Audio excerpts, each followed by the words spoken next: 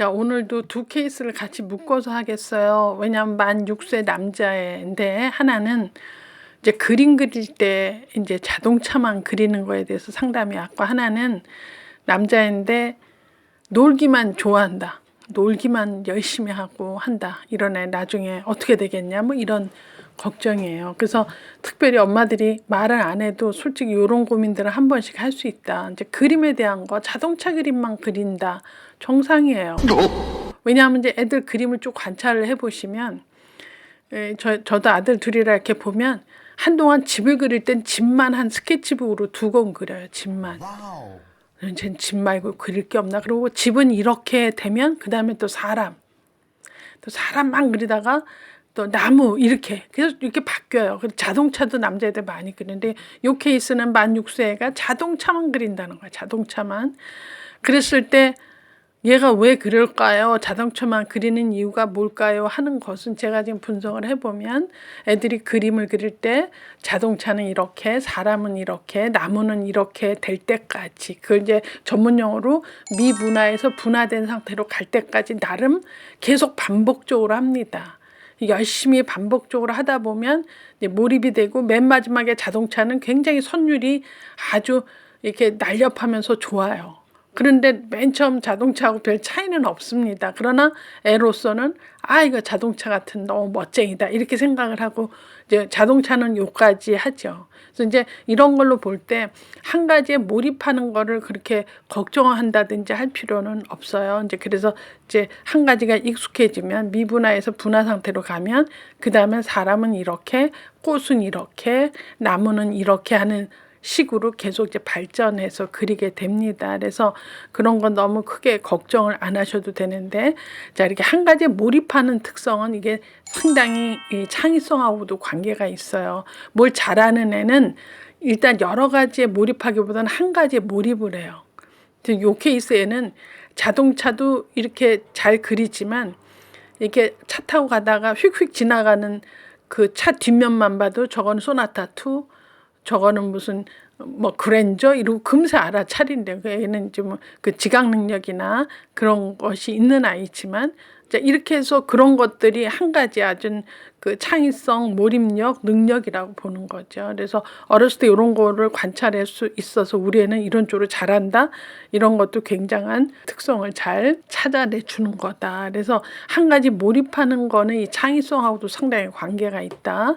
또 그 한 가지에 몰입하다가 이제 흥미가 딴 데로 바뀌면 거기에 또 몰입력이 그 이전에 했던 것처럼 또 이렇게 집중해서 알게 되고, 이제 뭐랄까 거기에 관한 지식도 많이 습득이 된다. 그래서 이런 몰입력, 창의성은 그 자발적인 내적 동기라고 그래서 굉장히 중요하게 봅니다. 그래서 공부 잘하는 애들 보면 몰입력 보죠. 집중력 보고. 원래 똑같은 시간을 주고 공부 잘하는 애는 짧은 시간에 집중을 쫙 몰입력 있게 하는 애들이 공부를 잘해요. 그리고 의자에 오래 앉아서 그냥 하루 종일 한다 그래서 공부 잘하지 않습니다. 걔는 집중력 떨어지는 가능성이 더 많아요. 그래서 어떤 일에 몰입하고 집중하고 이렇게 거기에 창의성을 발휘한다는 것은 상당히 중요한 포인트를 잡고 간다.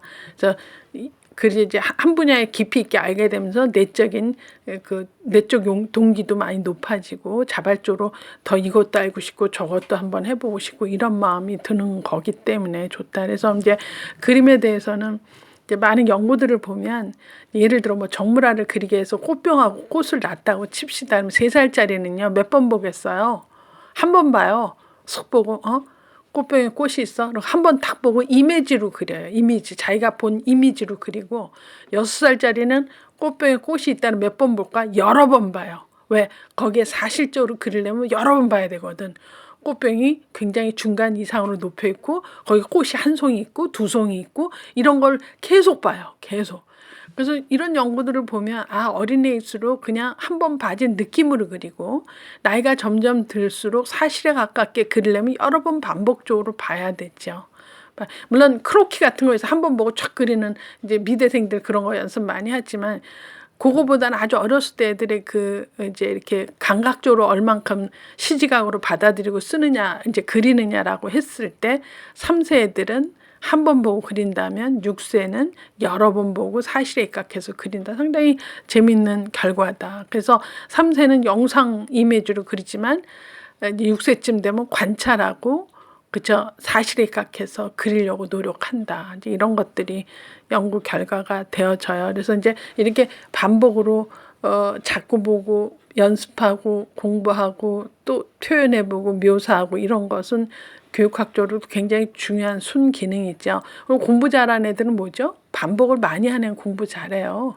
한 번 보고선 다 알 것 같은데 반복 안 하는 애는 한 번 본 것조차도 봤는지 기억 못 하죠. 근데 공부 잘하는 애는 그 범위 안의 것을 빨리빨리 한번 훑어보고 또 나갔다 화장실 갔다 와서 한 번 더 훑어보고 자기 전에 한 번 훑어보고 새벽에 일어나서 한 번 훑어보고 학교 일찍 가서 시험 치기 전에 또 한 번 훑어보고 이렇게 자꾸 이렇게 리뷰하고 반복하는 것은 공부 잘하는 특성이다.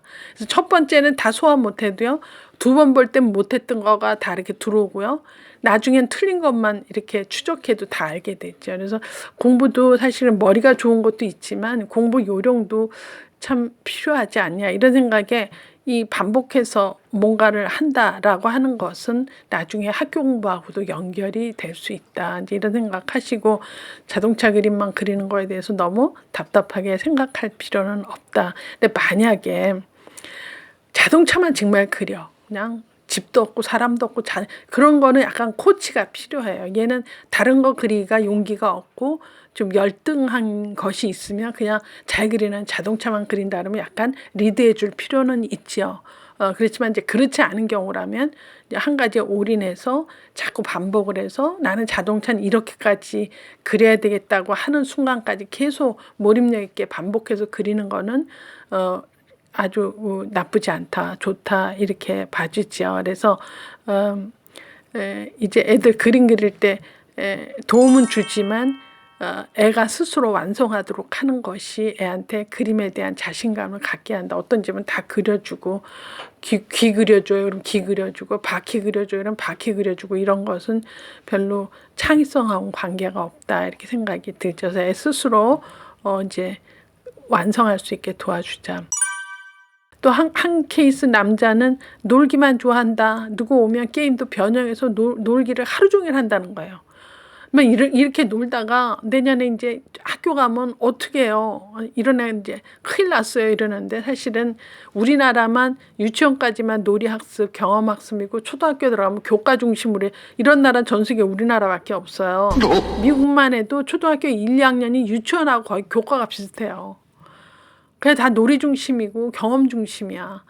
의자 배치도 우리나라는 전부 이렇게 수업 듣는 분위기죠. 외국은 안 그래요. 더 놀이하도록 중간 스페이스가 많죠. 그래서 이제 우리나라가 이거 조금 잘못된 거니까 유치원까지 충분히 노는 게 학습이다. 초등학교 1학년, 2학년도 내내 뇌구조상 그 연장으로 봐도 된다. 근데 이제 우리는 그게 안 되잖아. 1학년 때부터 바로 교과 중심 가니까 유치원 때부터 엄마들이 스트레스를 왕창 받지요. 그래서 이제 엄마들이 애를 놀릴 수가 없어서 이것저것 막 시켜요. 그래서 너무 많이 시켜서 한 조사 연구를 보니까 엄마들이 왜 이렇게 애들 공부에 열을 올리고 저렇게 선행 연구, 선행 학습을 시키느냐. 첫 번째가 뭐로 나타나느냐. 불안해서 혼자 애랑 같이 놀고 있을 수 없다. 왜? 뒷집, 앞집, 옆집 전부 뭐 봉고차 무슨 차 갖고 애들 다 실어 날라서 하는데 나만 놀렸다가 학교 가서 뭐 공짜하는 거 자랑할 수는 없지 않느냐. 그래서 나도 그래서 한다. 이건 정말 잘못된 거죠. 두뇌가 준비되었을 때 하는 게 가장 좋은 건데 남 하니까 나도 한다 하는 식의 이 지금 조기 교육은 선행학습은 상당히 위험하다 하는 거야. 그래서 여러분들한테 얘기가 말을 우물가로 데리고 갈 수는 있지만 그 억지로 물 먹일 수는 없어요. 그 말이 먹고 싶어야 물을 먹죠. 우물가까지는 걸어가요. 먹어 그럴 수 없어요. 걔가 마실 때까지 기다려야 되는 거지. 그러니까 우리 애들도 억지로 학원 보내고 뭐 했지만 걔가 지금 학습을 즐겨야 되는데 이상하게 성적에다가 이제 고삐를 잡고 100점 맞게 하고 100점 근성 키워줘야 된다 그러고 이상한 거 먼저 학습을 시키는 엄마들은 애가 평생토록 학습을 즐기지 못하는 애로 한다. 정말 공부를 오래도록 하는 사람은 공부가 재밌어야 돼요. 재밌고 이렇게 하니까 하나 알아지고 신나네. 이쯤 돼야 공부 평생 하죠. 이거 성적 그냥 100점 얻기 위해서 하고 엄마한테 보여주기 위한 공부한다 그러면 이게 오래 못 가는 거다. 그래서 여러분들 너무 서두르지 말고 이렇게 조급증에서 애들을 막 시키고 이런, 지금 우리나라 엄마들은 그 조급증이 병적 수준이다 이렇게 봐지죠. 그래서 애들이 충분히 놀 때 그 노는 것이 학습이다. 이제 그렇게 잘 노는 애가 초등학교 가서 따라갈 수 있으면 이제 제대로 공부를 시작을 하는 거다. 그래서 여기서도 잘 놀 때 집중해서 놀면 학교 가서 학과 공부를 잘 따라갈 수 있다. 그 에너지가 같은 것이다. 이렇게 제가 말씀을 드릴 수 있습니다. 자, 오늘도 두 가지 같이 하겠어요. 왜냐하면 만 6세 남자애들 때문에 이제 상담이 왔는데, 이제 한 엄마는 지금 조기 교육을는 예체능을 한다. 지금은. 근데 이제 초등학교 들어가면 영어도 해야 되고 수학도 해야 되고 컴퓨터 뭐 영어도 해야 되고 글쓰기도 해야 되고 하는데, 지금 예체능 하고 초등학교 가서 이렇게 하려고 마음 먹는데 이게 맞느냐, 뭐 이런 거가 하나가 들어온 거고요. 또 하나는 지금 만 6세인데 잘 놀고 집중해서 잘 이제 뭐든지 괜찮은데, 너무 몸으로 노는 것보다 좀 머리 쓰는 놀이를 좀 해야 되지 않느냐. 그래서 그냥 이대로 잘 뛰어놀게 냅둬야 되느냐, 뭐 이런 얘기들이 거의 비슷한 얘기 같아서 내가 묶어봤어요. 그러면 이제 맨 처음에 조기 교육으로 예체능 한다. 그렇죠. 거의 뭐 수영하고 태권도하고 미술학원 보내고 이런 정도로 시작하다가 초등학교 가면 막 영어도 하고 수학도 하고 막 글쓰기도 하고 이렇죠. 이제 이렇게 쭉 트렌드를 보자면. 근데 이게 맞는지 어쩌는지는 내가 이제 두뇌 연구한 걸 잠깐 얘기를 드릴게요. 만 6세까지, 지금 유치원 애들이니까 만 6세까지는 여기 전두엽이 발달돼요. 뇌 앞부분에. 전두엽은 뭘 암기하고 기억하고 다시 재생하고 인지 생산하고 이런 거는 조금 덜 하고, 그건 축두엽이에요. 여기 8세 이후에. 그러니까 지금 예체능 하는 거는 맞습니다. 그래서 이제 주로 뛰어놀고 활동하면서 경험 위주로 한다. 그래서 이제 전두엽에서 주로 하는 일은 종합적인 사고 능력이다. 이제 이렇게 얘기를 합니다. 근데 이제 엄마들이 유치원 때부터 영어 가르치고 막 뭐 한글 가르치고 글쓰기 가르치고 이러면 그건 축두엽이 할 때, 전두엽 때 하려면 얘가 과부하 걸리죠. 힘들어서. 그래서 그거는 뭐 수학이나 영어나 무슨 막 국어 글쓰기 이딴 거는 유치원 때 하는 것이 오히려 전두엽의 해마소포만 망가뜨린다. 그러면 축두엽이 하는 초등학교 3학년 때까지 좀 천천히 해도 늦지 않는다. 제가 그 얘기를 해주고 싶어요. 특별히 영어, 국어 중에 뭐부터 해야 된다? 국어를 해야 되죠. 그것도 언제? 이제 모국어 태어나서부터 쭉 하다가 초등학교 3학년쯤 돼서 영어 하는 것이 국어가 자리 잡힌 애일수록 영어도 잘 받아들인다. 이렇게 얘기를 할 수 있어요. 또 축두엽이 그때는 모든 걸 이제 기억하고, 그렇죠. 이렇게 외운 걸 암기하고 재생하고 이런 일을 축두엽이 하기 때문에 그때 하는 게 훨씬 적합하다. 이렇게 이제 많은 사람이 얘기를 하죠. 그래서 이렇게 자꾸 뭘 시켜야 될까? 나만 노는 건가? 이런 얘기를 혹시 엄마가 자꾸 한다면, 이 모든 게 애를 생각해서 하는 건지 아니면 엄마의 욕심으로 하는 건지를 먼저 점검하시면 좋겠어요. 저도 아들 둘 키워봤지만 어느 순간에 깜짝깜짝 놀래. 아, 이건 내 욕심이었구나. 아, 애가 저건 아니구나. 이런 게 느껴져요. 느낄 때 좀 씁쓸해요.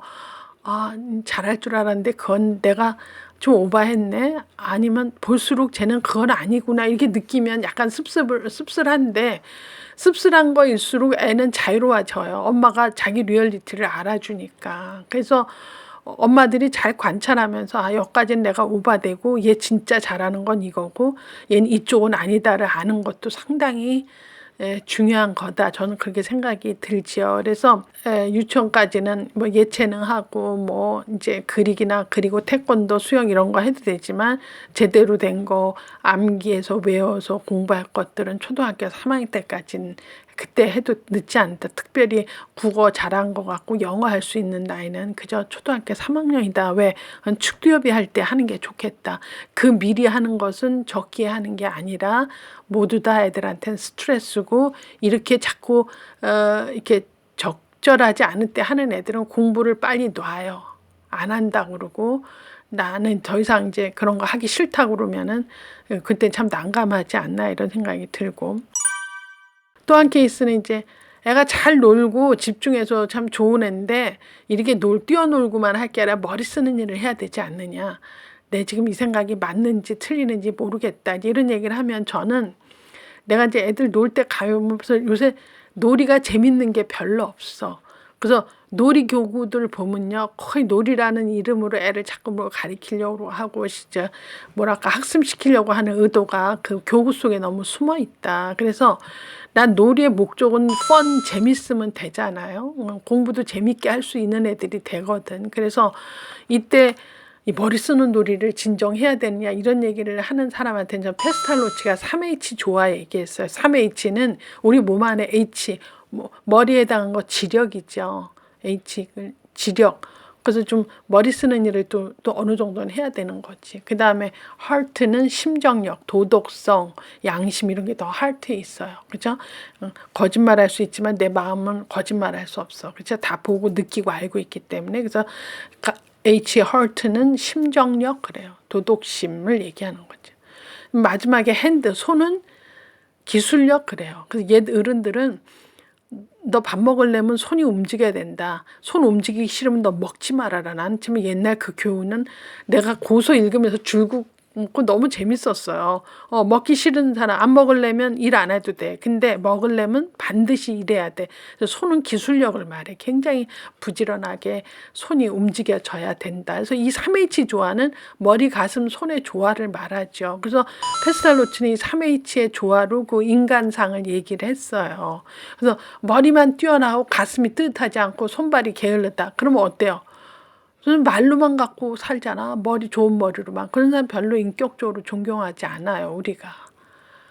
또 어떤 사람은 머리는 멍청한데 가슴만 뜨뜻해. 그래도 이 뜨뜻한 걸로 다 하는데 별로 지력이 없어서 제대로 쓸 때 가서 안 쓰고 쓸 데 없는 가서 쓸 수가 있어. 마음만 따뜻해서. 이것도 조금 조화롭지 않다 이렇게 보는 거죠. 머리도 없고 가슴도 없는데 손만 부지런해. 새벽부터 계단을 닦는데 왜 닦는지 몰라. 이것도 조금 문제가 있어요. 그렇죠? 그래서 이 3H 조화라는 것은 지금 아까 엄마가 말한 것처럼 머리 쓰는 놀이만 해야 되지 않느냐. 이렇게 잘 뛰어노는 게 옳지 않느냐. 이런 생각을 한번 잘 우리 3H 조화론에 비추어서 얘기를 할 때 지금 애가 가장 할 수 있는 게 뭐냐. 그저 그 연령대에 맞게 3H가 조화로우면 되지 않느냐. 이런 생각을 하고 이렇게 머리 쓰는 놀이 해야 돼요. 뭐 조기 교육을 예체능 하는데 나중에는 뭐 국영수 해야 돼요. 말아야 돼요. 막 이런 것들 모두가 나는 어머님들한테 하고 싶은 얘기는 엄마 아빠 속에서 만들어진 애는 가정 안에서 최소한 어때야 되죠? 안전지대로 편안하게 커야 돼요.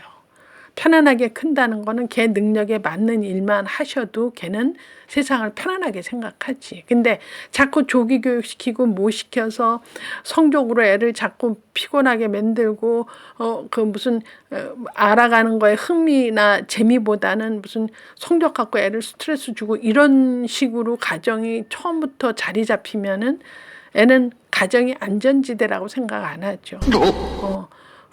어떤 집은 애가 70점 맞으면 엄마가 애한테 붙잡고 넌 어떻게 나한테 이럴 수 있냐 그런데요. 내가 너한테 못 해준 게 뭐가 있냐. 너 해달라는 거 파스타 다 해주고 다 나이키 신발 해주는데 어떻게 너가 나한테 70몇 점을 보여주냐. 이렇게 얘기하고 들면 애로서는 참 질식형이지 엄마가. 그렇게 하시면 안 된다. 그래서 그런 식으로 가정이 안전지대로 느끼지 않게 키운다면 이 3H 조화하고 이 모든 것이 다 망가진다. 이제 이런 생각을 제가 하고. 그래서 최소한 애가 가정이 따뜻하게 느끼고 내가 어떤 일을 다 해도 수용이 되며 받아주는 그런 가정을 어렸을 때 느끼게 하려면 너무 일찍 뭘 가리켜서 스트레스 주는 거에서는 피해야 되지 않느냐 이런 생각하고 두 번째가 가정이 건강한 신체에서 인성이 나오죠. 잘 뛰어놀고 안 아프고 먹고 소화 잘하고 화장실 잘 가고 이런 기본적인 그 신체가 이제 건강하게 잘 돌아갔을 때 그 안에서 바른 품성이나 그저 이 심성이나 인성이 만들어진다고 전 생각이 들어요. 그래서 이런 기본적인 걸 가정 안에서 해야 되고 또 가정 안에서 뭘 배워주죠? 기본 예절을 습득해요. 원래 부모가 그 문화나 뭐랄까 가치관 전달자죠. 그래서 밥 먹기 전에 어른이 젓가락 들기 전에는 하는 게 아니고 뭐 이런 것들이 다 면밀히 가정에서 부모가 가르쳐야 되죠. 이제부터 교육 이게 아니라 이렇게 부지불식간에 배워지는 거 이런 게 문화 이제 가치 전달자로서 기본 예절을 가르쳐야 되는 게 부모가 해야 될 거다.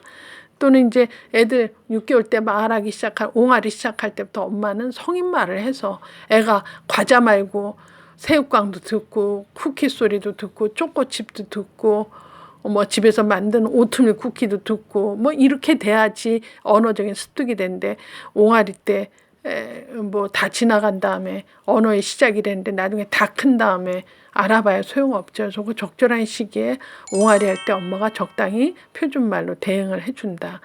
그래서 말을 잘하는 애로 키우려면 말을 맨 처음에 듣도록 이야기를 많이 들려주는 일을 해야 말 잘하는 애로 된다. 이러면서 애가 사회 정서 발달이 안전적으로 크는 거죠. 이렇게 사회 정서가 안정적으로 큰 애가 나중에 뭘 한다? 학교 가서 공부도 안정적인 범위 안에서 배워질 것을 배워진다. 그래서 저는 이 유아교육, 초등교육 전에는 정서 사회성이 제일 중요하다. 그래서 애가 정서적으로 안정되고 사회성이 친사회적으로 남과 협력하고 남의 말에 귀 기울이고 남 얘기를 잘 들어주고 이런 식의 교육을 먼저 하는 것이 그 다음에 인지적인 교육을 했을 때 그것이 빛을 발한다 이렇게 생각이 듭니다. 자, 오늘도 두 가지 사례를 같이 하겠어요. 이제 하나 만 6세 여자이고 하나는 만 6세 남자인데 6세 여자애는 학습지를 많이 해왔던가 봐요. 그래갖고 얘가 학습지 풀다가 이제 틀릴 것 같으면 막 이렇게 왜 안절부절 못하는 거 있잖아요. 그리고 엄마한테 혼나는데 막 이래가면서 막 호들갑을 떠는 거를 이제 엄마가 보고 안쓰러워서 그래서 이제 이 엄마가 눈치 보지 말고 하라고 괜찮다고 막 이래도 막 얘는 이제 잘 시험의 결과가 안 좋을까 봐서 일반적으로 몽땅 외운다든지 피아노도 악보를 다 외워서 지금 피아노는 사실 악보 보는 연습을 해야 되는데 한국 피아노 교육은 거의 이 청음으로 하죠. 그래서 애들이 점점 이제 고단위로 될 때는 피아노 포기하게 돼. 왜냐면 악보를 못 읽으니까. 근데 얘도 악보를 보지 않고 외워서 치고 빨랑 완성해야 되고 이런 거.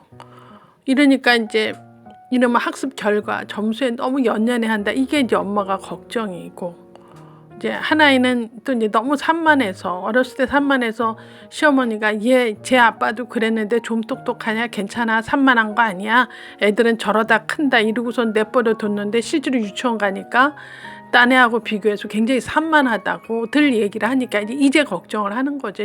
두 사례인데 하나는 이제 이 학습지에 이 연연해한다. 결과에 연연해하는 것은 제가 보기에는 엄마의 그 조급증, 점수에 대한 어떤 애착 이런 것들이 애한테 무의식 중에 전달이 됐다 이렇게 봐집니다. 그러면 애들이 그 범주에서 벗어나기가 어려워요. 그래서 자꾸 큰일 났다든지 혼난다든지 이런 얘기를 하니까 일단 엄마가 그런 어떤 조급증에서 조금 벗어날 필요가 있다. 그러려면 일단 학습량을 좀 줄이고 그 학습지 푸는 그것도 좀 줄여주면 많이 애가 스트레스에서 벗어나지 않을까 이런 생각이 들고요.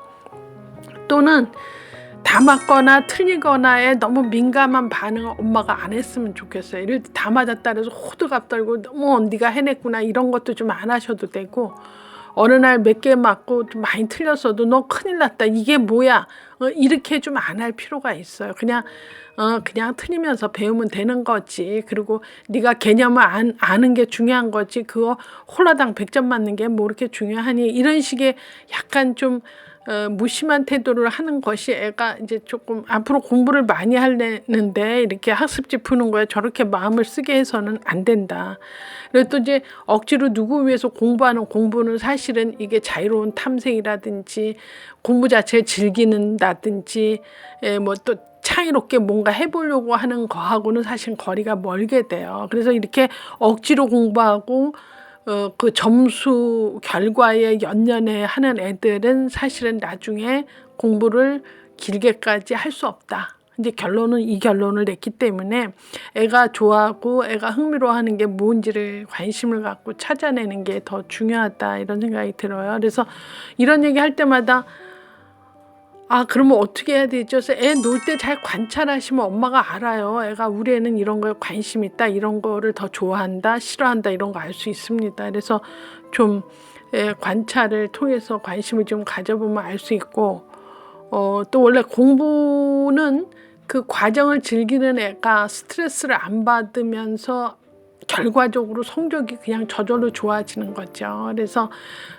점수 결과에만 초점을 두면 이 과정을 즐길 수가 없고 애가 스트레스 속에 이게 조침증에 걸린 애 같이 저렇게 된다. 그래서 요런 얘기들은 너무 상식인데도 엄마가 자기 애를 겪으면서 한 번쯤 이건 내가 여기서 이제 그만해야 되겠다 뭐 이런 어떤 결단이 필요하지 않으면 계속 그냥 그 나물에 이제 그 밥이고 똑같이 계속 뭐랄까 선순환도 아니면서 계속 똑같은 일을 반복하게 되는 게 있어요. 그래서 엄마가 어떤 계기가 돼서 생각을 바꿔야만 이게 바꿔질 수 있는 일이다. 그래서 너무 이제 학습지 결과, 공부 과정 부담도 점수 이런 식으로 내가 굳이 말은 안 했는데 이미 애가 그런 행동 태도를 한다 그러면 인풋 아웃풋 개념으로 보면 어원 중에 그 성취 압력을 줬다는 거죠. 뭐 공부 잘해야 돼, 1등 해야 최고지 이런 얘기는 안 했어도 이제 그런 거가 어원 중에 애한테 갔기 때문에 이렇게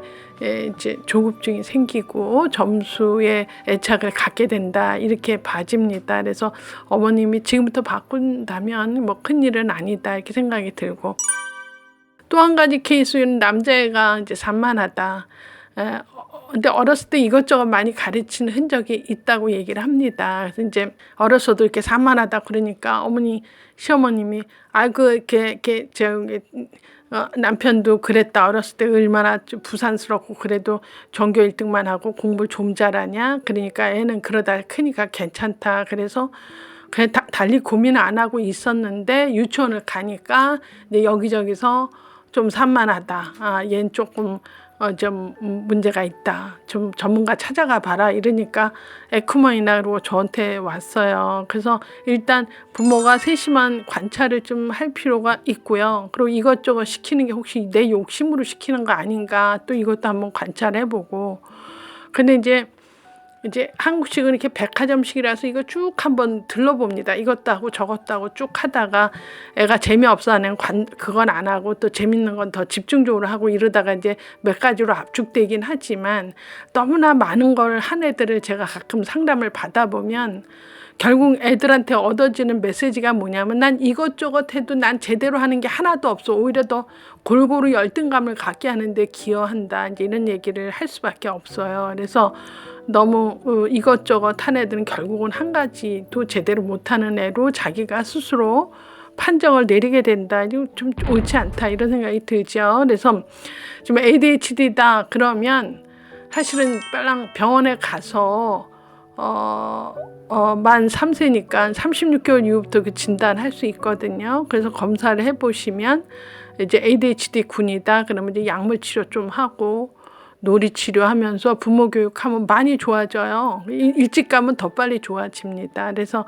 이거는 시간을 이렇게 들이대고 계속 이 핑계 저 핑계 해갖고 초등학교 올라가서 가면 오히려 학습 부작용을 낳게 되면서 오히려 산만한 아이들은 공부를 진득이 앉아서 하기엔 좀 힘든 아이가 되니까. 그래서 이게 만 36개월 이후부터 좀 이상하다 그런 얘기 자꾸 들어서 마음이 언짢다 그러면 한번 가서 진단을 하는 것도 좋은 이유다. 뭐 그런 거 아닌데 애가 산만하다 그러면 이제 가정 내 불화가 또 큰 원인이 된다 그러면 맨날 눈 뜨면 싸우는 집이 있어요. 싸우고 요새 또 이 코로나 때문에 생활고가 사실은 이게 먹고 사는 문제하고 직결되기 때문에 이렇게 해피한 얘기가 나오지 않으면 결국은 또 언성이 높아지고 싸우고 이렇게 이래지면 애들은 벌써 눈치 보죠. 이렇게 엄마 보고 아빠 보고 이렇게 하면서 이렇게 불안한 애들이 이제 이렇게 산만해지고 합니다. 그래서 이런 거 아니다. 미리미리 뭐 시킨 것도 없고 그렇지 않다. 그러면 혹시 가정 내 불안한 요소를 내가 만들지 않았느냐 이거 한번 점검을 해보시면 산만한 아이는 사실은 엄마들은 애에 대해서 이렇게 좀 나쁜 마음을 안 가져요. 그래서 누가 산만하다 그러면 어떤 엄마 싸우는 사람이 있어. 뭘 보고 산만하다 그래요? 우리 애가 얼마나 그렇지 않은데 이러고 막 그러고 자꾸 방어하려고 하지 말고 처음 보는 사람인데 그 집에 좀 산만해요. 안 그래요? 이러면 싸우려고 들지 말고 저렇게 보는 것은 혹시 우리 애가 그럴 수도 있겠다. 그리고 한번 가서 진단해 보시면 오히려 그들한테 고맙게 생각이 될 수 있어요. 이거는 조기에 진단하면 많이 좋아져요. 예후가 좋은데 늦게 초등학교 3, 4학년 때 가면 늦었어요 이래요. 그래서 어렸을 때 소아 ADHD고는 청년 ADHD, 그다음에 성인 ADHD 연결됩니다. 그래서 막 이렇게 정신 빼고 나대는 애들이 이제 소아 말고 이제 아동 ADHD 되면 좀 조용해져. 근데 조용해지는 게 집중하는 게 아니라 이미 이제 그것도 ADHD 군에 들어가는데 조금 조용해진다 그러죠. 성인까지 갑니다. 그래서 이거는 빨리 일찍 발견하면 오히려 이제 학습 부진도 안 되고 다 학교 공부도 따라갈 수 있는데 이걸 적절한 시기를 놓치는 것은 옳지 않다. 그래서 일단 원에서도 산만하다, 선생님들이 산만했다, 주위 사람이 산만하다 그러면 일단 한번 의심을 갖고 치료를 한번 시작하는 것도 의미가 있다 이렇게 생각이 들고, 앞서 말한 그 학습지 결과에 너무 연연해하는 것은 엄마가 그 결과 중심의 성취압력을 애한테 무의식 중에 줬다 이렇게 저가 이제 판단을 하면서 엄마들이 학교 공부에 너무 연연해하고 학교 공부 중심으로 애를 혹 스트레스를 이런 식으로 주지 않나, 애 행동 결과를 볼 때는 그렇게 봐질 수 있어요. 그래서 이제 그런데 집에 엄마가 스트레스 안 주는데 애가 이렇게 좀 공부에 애살이 있어서 그런 애도 있어요. 그런 애는 끊임없이 엄마가 그럴 필요 없다. 그 숫자에 불과하다. 그리고 너가 공부해서 이렇게 이런 어떤 정서를 하기보다는 공부를 좀 즐기면 좋겠구나 이렇게 얘기를 때때로 해주실 필요가 있습니다. 그래서 이 두 개 이제 너무 학습을 많이 시킨 경우, 또 학습을 하는데 결과에 너무 이제 집중해서 애한테 이제 메시지가 전달됐거나 애 스스로가 또 이렇게 점수에 애착을 갖는 경우는 좀 환경적으로 분위기를 다시 만들어 주는 것이 의미가 있다 이렇게 생각이 들지요. 오늘은 독서 교육에 대한 얘기를 말씀드려요. 이것도 만 6세 유치원에서 이제 독후 활동을 많이 합니다. 책 읽고 느낀 거 얘기하고. 근데 이제 이러면서 이제 유치원에서 책을 또 빌려가고 읽고 독후 활동하고 다시 가져오고 그 다음 주에 바꾸고 뭐 이렇게 체계적으로 잘 하는데, 이제 여기 엄마 질문은 이 독후 활동을 꼭 해야 되는, 애가 하기 싫어하나 봐요. 그래서 꼭 해야 되느냐. 만약에 애가 이때부터 이 독후 활동을 싫어하면 나는 어떻게 하나요? 막 이런 게 걱정인 거죠. 근데 사실은 제가 조금 앞뒤 전후를 생각해서 얘기를 좀 해드려야 될 것 같아서 이 컬럼은 이제 하나만 내가 하려고 그러는데, 자, 일반적으로 어머님들 잘 생각해 보세요. 책 읽어주고 꼭 질문해요? 맞아요, 해요. 뭐 요만큼 읽어주고 지금까지 나온 동물의 숫자 얘기해봐, 이런 엄마 있어. 또 중간중간 해서 누가 맨 끝에 나왔지 뭐 이런 거 물어보고, 뭐 맨 끝에 나온 사람이 무슨 소리 하니까 문이 열렸지 뭐 이러고 막 그러면은 애가 스토리에 깊이 있게 스토리를 즐기질 못합니다. 그리고 그냥 그 엄마가 묻는 말에 그 대답 못했을 때 또 무한주잖아요. 넌 도대체 엄마가 일 때 무슨 생각하는 거야? 집중해야지 막 이러면 이제 야단 맞고 신경전이 되지. 책이 즐거운 게 아니라 신경전이 돼요. 긴장하게 되고 즐겁지 않고 이러면 그 시간을 싫어하지. 그래서 책 읽자 그러면 애들 슬슬 피하는 애들은 이미 좀 지겨운 경험을 한 거다. 그래서 이제 유치원 때 그러면 기본적으로 어느 정도 해야 돼요. 그 기본이라는 게 애마다 다 다르긴 한데, 제가 일반적으로 그 독서 지도한 사람들 책을 보니까 그렇게 얘기를 해요. 하루에 한 15분을 하는데 맨 처음에는 걔가 좋아하는 책이 있어요. 그 책만 읽어달라고 하는 애 있어요. 그럼 그 좋아하는 책 하고, 그다음에 이제 익숙한 책이 있어요. 익숙한 책. 그 책은 언제나 읽으면 킥킥거리고 웃고 재미져 하는 거. 그것도 한 건 하고, 나머지 세 번째는 새로운 거 하자. 뭐 이런 틀이 있더라고요. 그런데 이제 한국 엄마들 이렇게 전집 사주고 막 한쪽 벽면에 쫙 놓고 다 읽었냐고 들이대고 애를 피곤을 하게 하기보다는 낙권을 사서 하나씩 모아 보는 게 훨씬 더 애한테는 애착이 간다. 또 그렇게 얘기를 하는 사람도 있습니다. 그럼 이제 유치원 때까지는 이제 엄마가 책을 하나 읽어주고, 제가 이거를 많이 썼어요. 책을 읽어주고 또 읽어주고 한 10번 이상 읽어준 다음에 어느 날은 뭐랬냐면, 아들 나는 이 내용을 모르겠어. 너는 아니? 그러면 안다 그래. 그러면 엄마한테 얘기해 줘. 그래서 텔링, 리텔링 하게 해요. 내가 얘기를 들려주고 얘가 어느 정도 그림책을 이렇게 장수를 넘겨가면서 얼마나 많은 걸 기억해서 나한테 다시 얘기해 주나. 근데 이런 걸 한번 해봤어요, 제가. 되게 재미지게 해요. 그리고 거기 내용에도 없는 얘기가 자기가 신나면 거기다 막 더 이렇게 뭐랄까 애드립을 넣어서 얘기를 해주고, 그래서 아, 얘는 여기 이해를 아주 신나는 걸로 이해를 해서 더 극적인 걸 넣는구나. 그래서 이제 애가 이 책에 얼마나 선호도도 느끼고 어느 부분을 즐기는지도 알게 되고, 내가 한 얘기를 어느 정도 기억해서 엄마한테 전달해 주는구나. 그러니까 전달력도 큰 언어 능력이잖아요. 그래서 이런 걸 해서 저는 텔링, 리텔링 스토리를 하는 게 유치원 때 딱 적합하다 이렇게 생각을 하죠. 이것뿐만 아니라 왜 일요일날 아침에 일어나서 뭐 저기 교회 갔다가 와서 할머니네 가서 점심 얻어먹고 올 때는 영화 구경 보고 집에 올 때는 뭐 피자 먹고 들어왔다, 이렇게 쭉 순서가 있다 치면 오늘 일요일 아침부터 한 걸 얘기해 보자, 이것도 굉장히 이렇게 언어 전달력에 중요한 과정이고 중요한 액티비티입니다. 그래서 이런 일들을 좀 하는 거가 다 독서 교육에 연결이 된다 이렇게 얘기를 하고요. 제가 이제 요즘에 관련된 연계 교육 때문에 초등애들에 뭐가 문제냐 이런 걸 한번 보니까, 요즘 초등애들도 1, 2학년이 뭐 유치원하고 별 차이가 없으니까 그때도 뭐 책 읽기보다는 동영상 보고 액티비티 많이 하고 그래요. 그래갖고는 점점 초등학교 가면 어떤 애들이 문해 능력이 떨어진다거나 그 행간의 이해를 못 한다든가, 그래서 책을 읽고도 그 의미를 잘 모르는 애들이 생긴다는 거죠. 이거 참 안타까운 일이에요. 자, 그래서 이제 선진국 같은 경우는 초등학교 1학년 때 왔는데 애가 이제 뭐 스펠링을 잘 못 따라 읽고 공부 이렇게 따라하기 힘들다 이러면 적극적으로 학교가 그 책무성을 담당해요.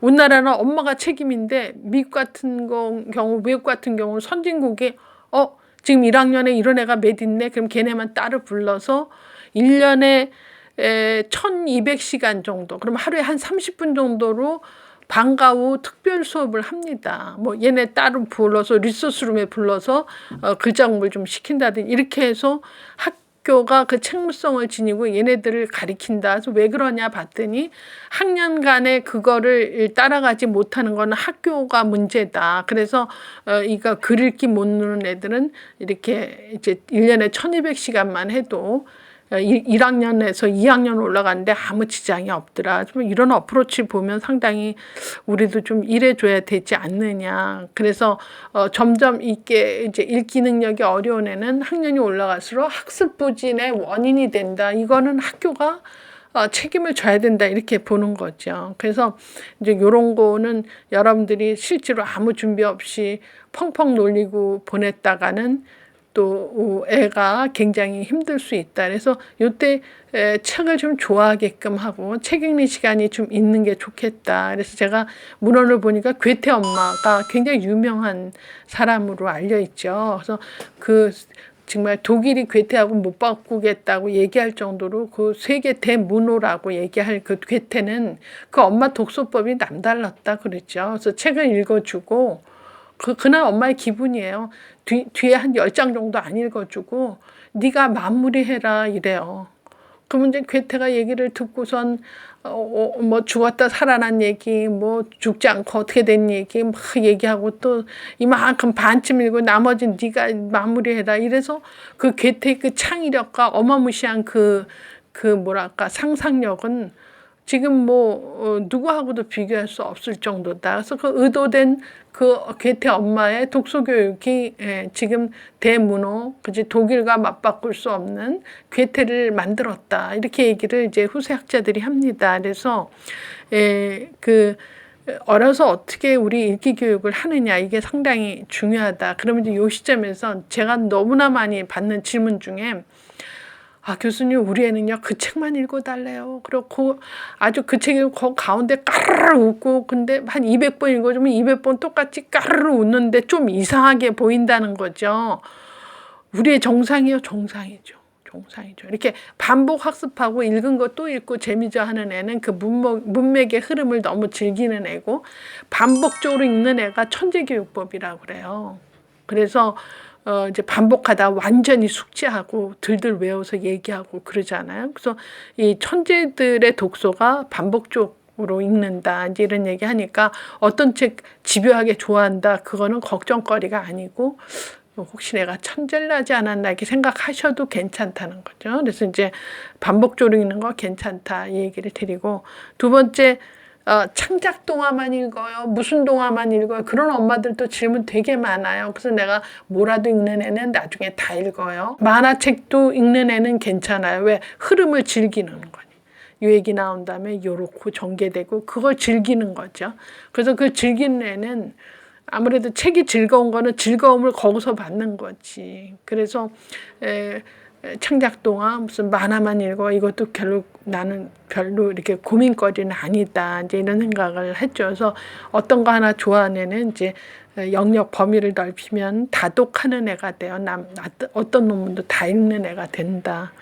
마지막으로 나이에 안 맞게 어려운 책 읽는 아이 있어요. 이런 애는 책을 싫어합니다. 그래서 절대로 책의 재미를 못 느끼고 읽는 거는 하지 말아야 돼요. 제 옛날에 어떤 상담 받았냐면 중학교 1학년짜리 애가 속독하는 학원 다녔다가 나중에 막 엄마 상담까지 받았는데 엄청 스트레스 받고 책을 대충대충 보는데 내용도 안 들어오면서 끝내야만 되고 대충 읽기 시작해서 깊이도 없고서 나는 그때 그거는 속독은 하지 말아라. 안 해도 된다. 그리고 저도 책을 많이 쓰지만 저도 책을 정독하는 형이에요. 천천히 줄거가면서 노트 정리하면서 그렇게 해야 내 거가 되죠.